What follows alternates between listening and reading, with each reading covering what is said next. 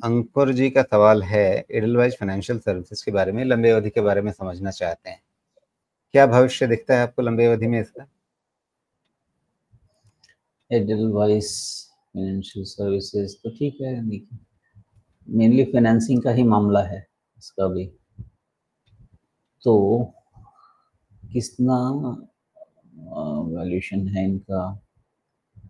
ठीक, decent valuation है, बहुत महंगा भी नहीं कह सकते और सस्ता भी नहीं कह सकते। Okay, 2.5 times price to book पे ये चल रहा है। तो और अभी तो खैर क्रेडिट एक्सपेंशन होगा ही होगा आगे जाके। तो एडलवाइस हिस्टोरिकली देखें तो जितना बिलो 2 प्राइस टू बुक रहेगा उतनी आपके लिए सेफ्टी नेट बेहतर है। जितना अबव 2 है उतना आपके लिए जो इसमें गेन बनता है उतना कम होता जाएगा, उतना पोटेंशियल गेन आपका कम होता जाएगा। वो मुझे एक इशू तो लगता है। okay. तो लॉन्ग टर्म के लिए बुरा तो नहीं कहा जा सकता है इसको, मुझे नहीं लगता किसी भी तरीके से इसको बुरा कह सकता हूँ।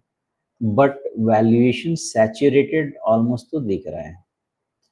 तो करेक्शन में कभी मिलता है या 2 और बिलो 2 प्राइस टू बुक मिलता है तब तो बेटर व्यू लॉन्ग टर्म के लिए बन सकता है, बिकॉज लॉन्ग टर्म के इन्वेस्टमेंट में देखा यही जाता है कि कितना वैल्यूएशन सप्रेस्ड मिल रहा है।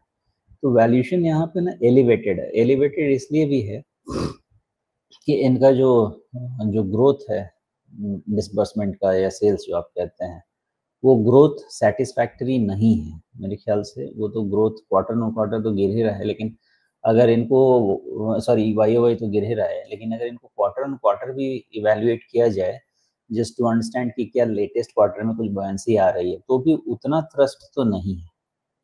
तो मेरा अपना मानना यही रहेगा कि अगर below 2 book price to book देखा जाए एडलवाइस को, तो वो better long term wealth create कर सकेगा देन 2.5-3 टाइम्स।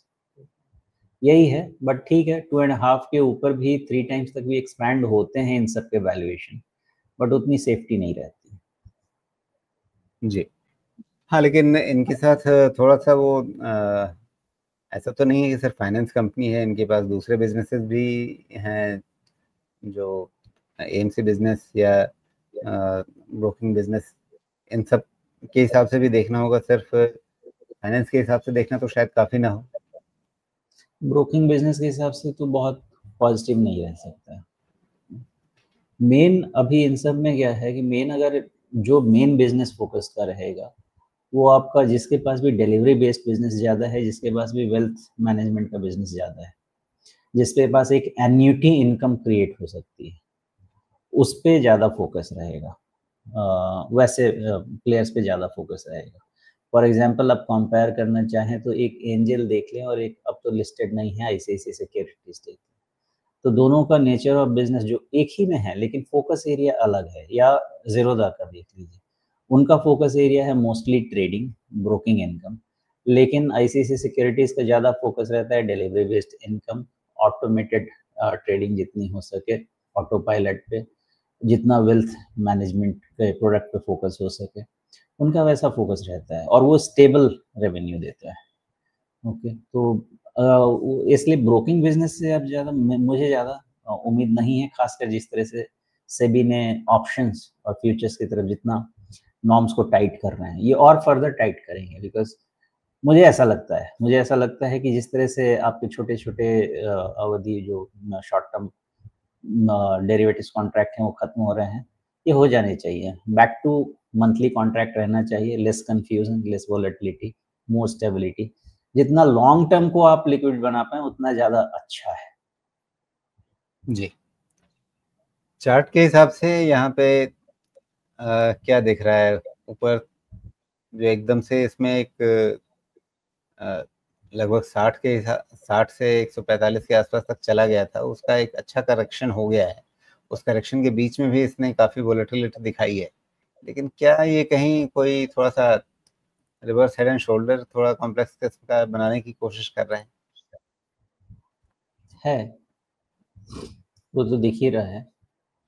तो ये बिजनेसेस जो हैं इनके, अब जैसे आपने बोला ना कि इनके मल्टीपल बिजनेसेस हैं, तो उसमें कई सारे बिजनेस इनको सपोर्ट भी तो करेंगे। फंडिंग का हो गया, आई थिंक थोड़ा बहुत एएमसी का हो गया, आई थिंक थोड़ा बहुत इंश्योरेंस का रहेगा, तो मतलब पूरा फाइनेंशियल सर्विसेज कॉन्ग्लोमरेट है ना, तो वो एड भी करेगा अभी इनको। तो इसके बेसिस पे आपका प्राइस मूवमेंट तो यही कह रहा है कि reverse head and shoulders formation में है, और अगर निफ्टी का नया हाई बनता है तो कोई भी किसी भी तरह का स्टॉक हो उसको टेलविंड मिलना ही है। लेकिन जब मार्केट में एक नया हाई बनता है तो बहुत क्लियर रहना चाहिए कि कौन सा पार्टिसिपेशन हमारा होना चाहिए बाय एंड होल्ड के लिए, और कौन से जगह पे प्राइस राइज होना चाहिए टू टेक एन एग्जिट।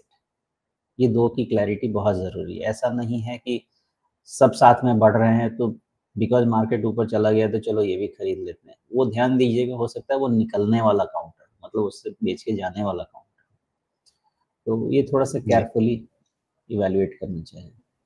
बिल्कुल।